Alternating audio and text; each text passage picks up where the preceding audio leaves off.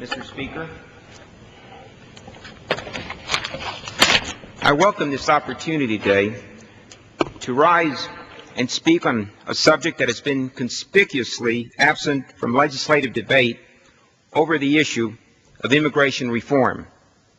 Over the length of this debate, the proponents of the enforcement-only approach, some of which you heard earlier this evening, have repeatedly referred to immigrants as dangers to the American economy, as dangers to our society, and dangers to our culture.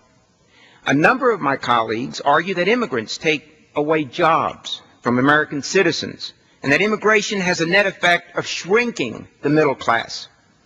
They suspect immigrants generally of bringing crime, drugs, and even terrorism into our country. And they suggest that immigrants weaken our patriotic culture by failing to assimilate into the American society. Fear characterizes all of these sentiments and arguments. Fear of change, both economic and social change.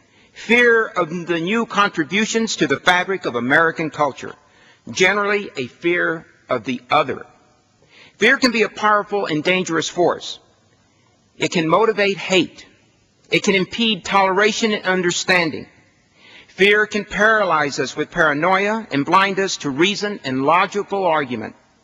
Fear in the media and in the halls of Congress have distorted the image of immigrants in this country. Much as sensationalist TV programming can make us believe that our communities are more dangerous than they really are. Sensationalist characterizations of the immigrant population based on anecdotal examples or predictions of worst-case scenarios can falsely lead all of us to negative, reactionary, and unfounded opinions about immigrants. I can no longer tolerate the blanket generalizations used to cast our nation's immigrant population in a universally negative and threatening light. They do not reflect reality. They misrepresent our national interests with respect to immigration. These arguments polarize the public and prevent reason and productive dialogue.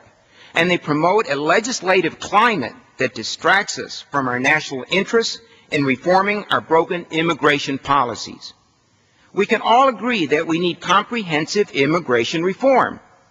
But we must also come to an understanding that demonizing immigrants will not get us there. Ostracizing immigrants in this country with venomous and inapt rhetoric will not move us toward the integration and newcomers into our economy, or the promotion of safe streets for our children to play in, or assimilation of the immigrant population into American society. It can only delay the time when the immigrant population becomes a fully functional and participatory component of our American society.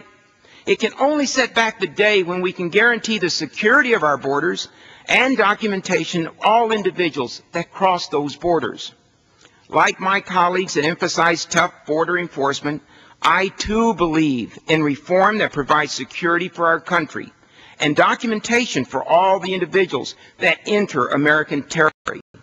I think that we speak with a common voice regarding our homeland security goals. Approaches to talking about the issues of immigration and the methods for solving the problem may differ, but we share common goals in promoting our national and economic security. Debate over approaches to immigration reform is a topic for responsible legislative discourse. Today, my colleagues and I speak on a related topic about some of the immigrants that are the subjects of our larger debate over immigration. The immigrants we want to talk about are not threats to our national security. They are not threats to our economy, and they are not threats to our people. They, in fact, have demonstrated their solidarity with our nation. Unquestionably, they wish to contribute to our security and to our economy. And the individuals we speak of cannot be considered separately as friend or foe to the American people, because they demonstrate daily that they are, in fact, Americans in their own right.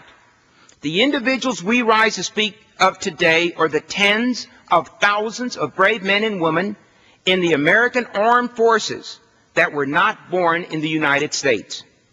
Like the courageous sons and daughters born and raised in my home state of Texas and throughout this country, these individuals have taken an oath to defend the United States of America with their very lives if necessary.